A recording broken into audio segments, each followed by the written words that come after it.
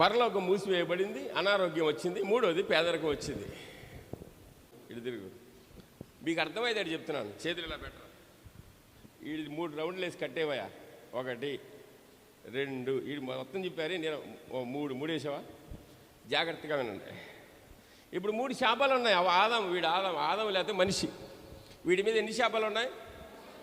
3 శాపాలు ఉన్నాయి. 1 తీసేరా. యేసుక్రీస్తు ప్రభువు సిలువలో చనిపోయినప్పుడు పరలోకం తెరవబడింది. గట్టిగా చెప్పలు కొట్టండి.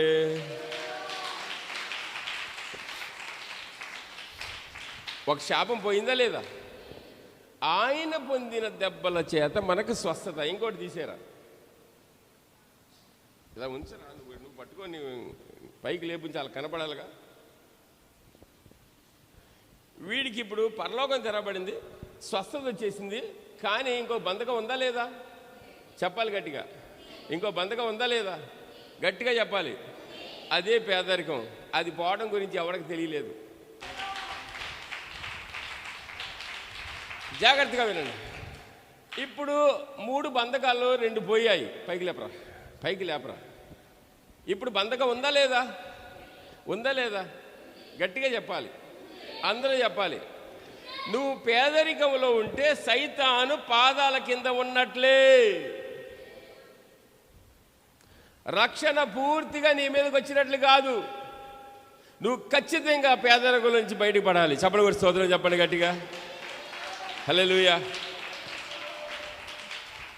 ఎప్పుడు పేదరికము పోతుందే అప్పుడే సంపూర్ణమైన రక్షణలోకి మనిషి వచ్చినట్లు లెక్క. హల్లెలూయా. అందుకనే దేవుడు చెప్పాడు, మీలో బీదలు ఉండనే. నాకు ప్రియ దేవుని బిడ్డలారా, యేసుక్రీస్తు ప్రభు ఈ లోకానికి వచ్చి చేసినటువంటి మొట్టమొదటి ప్రసంగంలో మొట్టమొదటి మాట ఏంటో చూడండి. లూకా శుభవార్త 4వ అధ్యాయము 18వ వచనంలో మొట్టమొదటి మాట ఏంటో చూడండి. అందరు జాగ్రత్తగా వినండి. ఓకే, ఆ మాటే చదువు మళ్ళీ. యేసుక్రీస్తు ప్రభువు బీదలకు సువార్త ప్రకటించడానికి వచ్చాడు.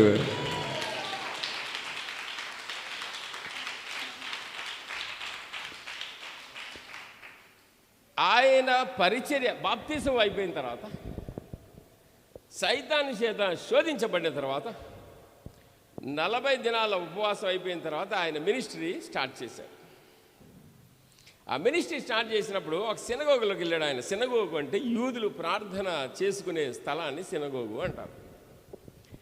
ఆ యూదులు ప్రార్థన చేసుకునే స్థలాన్ని సినగోగు అంటారు. ఆయన అక్కడికి వెళ్ళినప్పుడు ఆయనకు మొట్టమొదట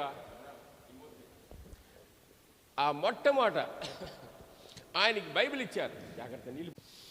ఆ బైబిల్ ఇచ్చినప్పుడు దానిలో ఆయన చదివాడు, యెషయా గ్రంథం నుంచి తీసుకుని చదివాడు. అసలు ఆయన ఎందుకు వచ్చిందో చెప్పాడు. ఎవరికి సువార్త ప్రకటించాలి? ఎవరికి ప్రకటించాలి? సువార్త ప్రకటిస్తే డబ్బులు వస్తాయి అని కాదు ప్రకటించేది, కానీ పేదరికపు బంధకాలు ఒక్క సువార్త మాత్రమే తీసేస్తుంది. దేవునికి స్తోత్రం కలుగును గాక. నిజం చెప్పండి, మీ పరిస్థితులన్నీ కూడా దేవుడు మాత్రమే మారుస్తాడు, ఇంకెవడు మార్చడు. మీకు అర్థమవుతుందండి? ఆయన డబ్బులు ఇస్తాడు. నాకు చాలా దరిద్రంలో ఉండేవాడిని.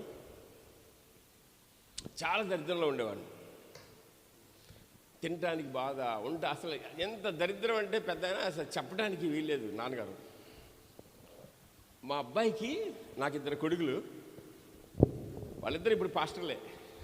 మంచి అక్కడ వాడు ఉంటాడు. అంటే నేను ఇదంతా ఎందుకు చెప్తున్నాను, నా పిల్లలు వాళ్ళు బాగా చదువుకున్నారు ఇప్పుడు. కానీ మొట్టమొదటిలో నేను సేవకి వెళ్ళినప్పుడు అయ్యగారు వాళ్ళని స్కూల్కి పంపించడానికి 20 రూపాయలు లేదు నా దగ్గర. నెల ఫీజు అప్పుడు 20, 2004, 2005 అప్పుడులో. ఇంగ్లీష్ మీడియం ఫీజు ఎంత? అదే టోటాపోటా స్కూల్ అనుకోండి. 20 రూపాయలు లేక తమ్ముడు 2 సంవత్సరాలు నా పిల్లల్ని స్కూల్లో పంపలేదు. 5 రూపాయలు ఖర్చు పెట్టడానికి 500 సార్లు ఆలోచించేవాడిని. హల్లెలూయా. ఇప్పుడు నేను వేసుకున్న గడియారం 7,33,330 రూపాయలు. ఇటువంటి అమ్మ ఊరినే ఇచ్చింది నాకు. నేనేం కొనుక్కోవాలా? ప్రియ దేవుని బిడ్డలు, మన దేవుడు గొప్పవాడు, మనందరి పేదరికాన్ని తొలగించగలడు. దేవునికి స్తోత్రం కలుగును గాక. సరే, షార్ట్లోకి వస్తాను. నచ్చిన సాక్ష్యం చెప్పిన తర్వాత వాక్యంలోకి వెళ్దాం. అసలు డబ్బులు పరలోకం తీసుకెళ్తాయా లేవా అన్న విషయాన్ని ఈ మధ్యాహ్నం చెప్పాలనుకుంటున్నాను.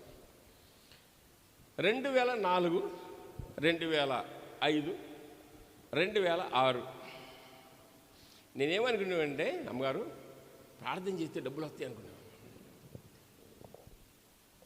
మామూలుగా అయ్యగారులు ఏం చెప్తారంటే, పిలిచిన దేవుడు చాలా నమ్మకం కలిగిన వాడు, నమ్మకస్తుడు, ఆయన విశ్వాసయోగ్యుడు, ఆయన ఖచ్చితంగా నీకు సహాయం చేస్తాడు అని పెద్దలందరూ చెప్తుంటే నేను కూడా అట్లా బుడ్డోళ్ళ కూర్చుని అన్నీ రాసుకుని ప్రార్థన చేస్తే డబ్బులు వస్తాయి అనుకునేవాడిని పెద్ద ఆయన.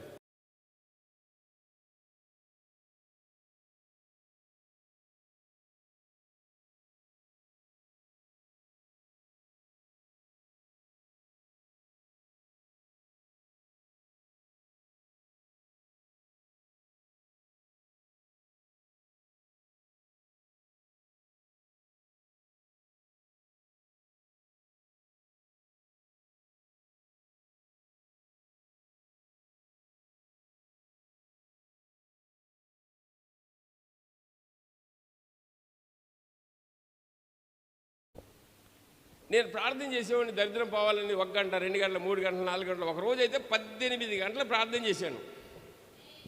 తల గోడకు బాదుకుని ప్రార్థన చేశాను. లిటరల్గా నిజంగా రక్తం వచ్చేటట్టు కూడా కొట్టుకున్నాను. ప్రభు, ఏంటి అసలు నేను చేసిన దరిద్రం ఏంటి ఇది? నేనేమైనా తప్పు చేశానా? ఆయన నాతో మాట్లాడాడు, వెళ్ళమంటే వెళ్ళాను. సువార్త బాగా చేశాను, చక్కగా చేస్తున్నాను.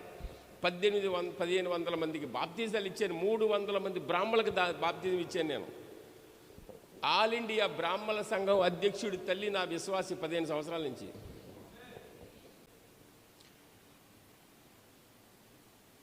బాగా దరిద్రంలో ప్రార్థన చేస్తే నేను మొట్టమొదటి సేవకి వెళ్ళినప్పుడు అయ్యా మంచినీళ్ళు తాగి 40 రోజులు ఉపవాసం చేసేవాడిని. ఒట్టి మంచినీళ్ళు 40 రోజులు. ఏం చచ్చిపోతాను అనుకునేవాళ్ళు. అసలు సావరు ఉపవాసం చేస్తే చచ్చిపోతానని భయం. అవునా కదా? నిజం చెప్పండి. వీళ్ళందరూ దొంగలే చూసారా? మళ్ళీ ముసుగేసుకుని నిజం కూడా చెప్పట్లేదు. అవునా కదా? ఇప్పుడు అవ్వ తింటే చచ్చిపోయిందా, తినకపోతే చచ్చిపోయిందా? చిటికేసి వార్నింగ్ ఇవ్వండి, తిన్నావా సత్తావా అని చెప్పండి ఒకసారి. తొందరగా చెప్పాలి. తిన్నావా సత్తావు, తింటపోతేనే బతుకుతావు. తింటే చచ్చిందా, తినకపోతే చచ్చిందా? అది మీకు అర్థమవుతుందా? తింటేనే చచ్చేది.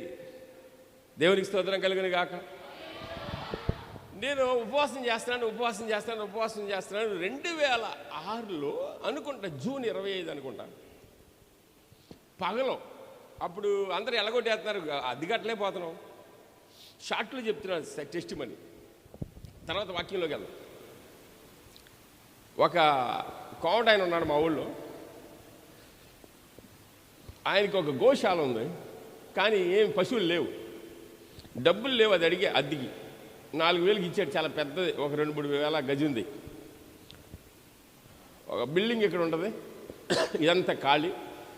నేను ఆ చివరికి వెళ్ళి, నాన్న జాగ్రత్తగా వినండి, ఉపవాసం చేస్తుంటే, ఉపవాసంలో ఇంకెలా అయిపోయిందంటే అయ్యగారు, ఏం లేదు, ఏసయ్యా డబ్బులు ఏసా డబ్బులు ఇస్తావా లేదా, డబ్బులు ఇస్తావా, ఇదే ప్రార్థన. ఎందుకంటే ఎన్ని లక్షలు అప్పులైనవి తెలుసా?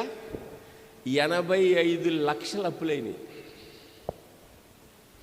మీకు ఎవడిచ్చాడు రా 85 లక్షలని మీకు డౌట్ రావచ్చు. ఒక బ్యాంక్ మేనేజరు, ఇంకా బ్యాంక్ మేనేజరే ఉన్నాడు మా సంఘంలో. వాళ్ళ కొడుకు షటిల్ ఆడుకుంటా పడిపోతే సిమెంట్ రోడ్డు వేస్తారు కదా, సిమెంట్ రోడ్డు గోడు తగిలి మెడ తెగిపోయింది, మొత్తం వెన్నెముక తెగిపోయింది. వెన్నెముక తెగిపోతే ఆయన కాలు చేతులు పనిచేయట్లా.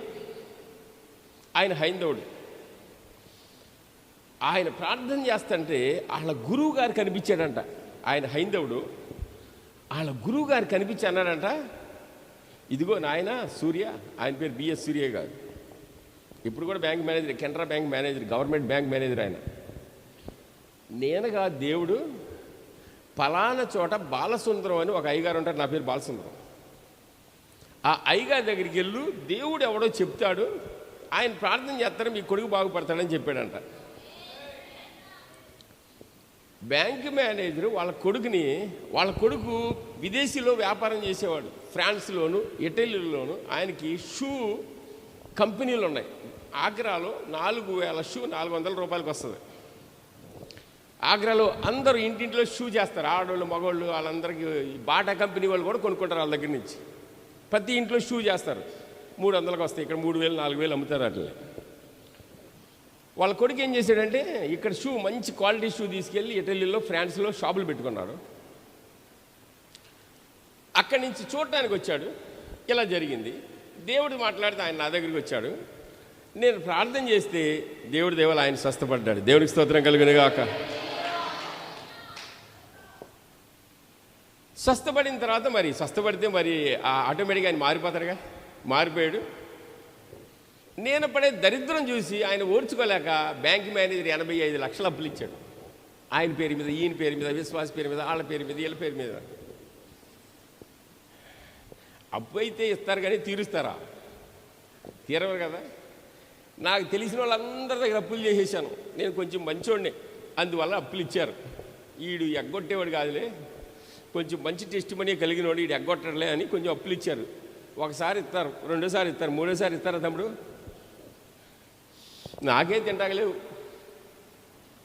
85 లక్షల అప్పులైనవి. భయంకరమైన పరిస్థితి. ఏం చేయాలో తెలియట్లా. మళ్ళీ దేవుడు ఒకరోజు నాతో కనిపించి 2005లో నాతో మాట్లాడాడు స్పష్టంగా. అనాథ పిల్లలను పెంచన్నాడు. వెంటనే అనాథ పిల్లలను తీసుకుని పెంచుతున్నా. అప్పులు నడవడం కాదు, పరుగులు తెస్తున్నాయి. అంతేగా తమ్ముడు. నేను కాక మళ్ళీ నేను మొయ్యలేనంత బరువు. వాళ్ళ స్కూల్కి పంపించాలి, ఫీజులు కట్టాలి. ఒకరోజు నేను ఉపవాసం చేస్తున్నా, భయంకరంగా దేవుడితో పోరాడుతున్నాను. పగలు 11, 12 గంటల ఇదే సమయంలో మాగన్నుగా నిద్ర పట్టింది. ఫుల్గా నిద్రపోలేదు, ఫుల్గా లేచిలేను. హల్లెలూయా. నాకు ఒక బోధపదం ఏంటంటే, బైబిల్ చదవమని పిచ్చదాని అంటాను. నిన్నే అంటాను పద్దాక, నువ్వే చదువుతున్నావు కాబట్టి కొంచెం అర్థం చేసుకో. ఓకే, నవ్వుతా ఉండాలి, కోపం రాకూడదు నీకు. హల్లెలూయా. 11 గంటలు 12 గంటల మధ్యలో దేవుడు నాతో మాట్లాడాడు. బాలసుందరం, నీ దగ్గర చాలా డబ్బు ఉందన్నాడు. దేవునికి స్తోత్రం కలిగిన గాక. నా దగ్గర డబ్బు ఉంటే నాకు ఈ తిప్పలేంటి స్వామి అన్నా నేను. ఆయన అన్నాడు, పిచ్చోడా నీకే కదా, అందరికీ డబ్బులు ఉన్నాయి అన్నాడు. దేవునికి స్తోత్రం. మీ అందరికీ, మనందరికీ డబ్బులు ఉన్నాయి. ఒకసారి ఇలా చేయి పెట్టుకుని నాకు చాలా డబ్బు ఉందని చెప్పండి ఒకసారి. నువ్వు అంటలేదుగా, నీకు లేదు. అది అంటున్నావా? కొట్టు, గట్టి కొట్టు. నేను చెప్పింది చేసావా? మళ్ళీ చెప్తున్నా, చెప్పు. నాకు చాలా డబ్బు ఉంది అన్నాడు ఒకసారి. అందరూ చెప్పాలి, నాకు చాలా డబ్బు ఉంది అని బైబిల్లో రాసుంది. ఎక్కడ రాసుంది? లూకా శుభవార్త తీయండి, ఇది 16వ అధ్యాయం 11, 12 వచనాల్లో పేతురు కాదు, పౌలు కాదు, యేసుక్రీస్తు ప్రభుల వారే ధనం గురించి మాట్లాడుతూ ఉన్నారు. జాగ్రత్తగా గమనించండి. పెన్ను ఉంటే పెన్ను తీసుకోండి, పెన్సిల్ ఉంటే తీసుకొని నోట్ చేసుకోండి. అక్కడ ఏమని రాసిందో చదరమ్మా. 1 పరుల సొమ్ము. ఒక మాట. దీనికన్నా ముందు ఇంకో మాట. ఇది చెప్పండి, నా వెనకాల చెప్పండి. పరుల సొమ్ము. ఏం చదువుతున్నా? 12 11 చదువు. అందరు చెప్పండి. అన్యాయపు సిరి. మీ నోట్లో బెల్లం పెట్టుకొచ్చారా? ఎవరు మాట్లాడతలేదు? చెప్పమంటే చెప్పాలి. చెప్పండి. అన్యాయపు సిరి. గట్టిగా చెప్పండి, గట్టిగా చెప్పండి. అన్యాయపు సిరి అంటే అర్థం ఏంటంటే సైతాను ఇచ్చే డబ్బు. సైతాను డబ్బులు ఇస్తాడు. ఈ మాట చెప్పండి వెనకాల. నువ్వు మట్టికి మాట్లాడతలేదు, నేను పట్టుకుంటా 2 రోజులు గట్టిగా. చక్కగా మధ్యలో కూర్చొని నిద్రపోతుంది అనుకుంటా. అందరూ అయ్యగారు చెప్పినట్టు చేయాలి. దేవునికి స్తోత్రం కలుగును గాక. సైతాన్ డబ్బులు ఇస్తాడు. మళ్ళీ ఇక్కడికి వద్దాం, కానీ అక్కడికి వెళ్దాం. అసలు సైతాన్ ఎక్కడ డబ్బులు ఇస్తాడో చూద్దాం. సరేనా? మత్తయి శుభవార్త 4వ అధ్యాయం 8వ వచనం చదవండి. సైతాన్ డబ్బులు ఇస్తాడో లేదో చూడండి. సైతాన్ డబ్బులు తీసుకుంటే నరకానికి వెళ్తాం, దేవుడు డబ్బులు తీసుకుంటే పరలోకానికి వెళ్తాం. ఇటువంటి దానికి ఆమెన్ అంటారు కానీ తీసుకోరు. అందరూ సైతాన్ డబ్బులే తీసుకుంటారు. మరలా సైతాను ఎత్తైన కొండ మీదకి తీసుకెళ్ళి ఈ లోక రాజ్యములన్నిటినీ వాటి మహిమను చూపించి, నీవు సాగిలపడి నాకు నమస్కారం చేస్తే ఈ లోక వైభవం అంతా మీరు కావాలంటే ఇంగ్లీష్ బైబిల్ చూడండి, హిందీ బైబిల్ చూడండి, నేను వేరు వేరు భాషల్లో వాక్యం చెప్తాను కాబట్టి చాలా స్పష్టంగా రాసింది. ఇక్కడ వైభవమే అని రాసింది, చాలా స్పష్టంగా. ధనము, దౌలత్ అని చాలా స్పష్టంగా రాసింది. జాగ్రత్తగా వినాలి. ఇప్పుడు సైతాను డబ్బులు ఇస్తానని ఎవరితో చెప్పాడు? అందరూ మాట్లాడాలి, లేకపోతే మీ బుర్రలోంచి ఎవరితో చెప్పాడు? ఏమని చెప్పాడు సైతాన్ గాడు? డబ్బులు ఇస్తానన్నాడు. ఏమని చెప్పాడు? సైతాను డబ్బులు ఇస్తానని ఎవరితో అన్నాడు? యేసయ్యకే వాడు డబ్బులు ఇస్తే నీకివ్వడా?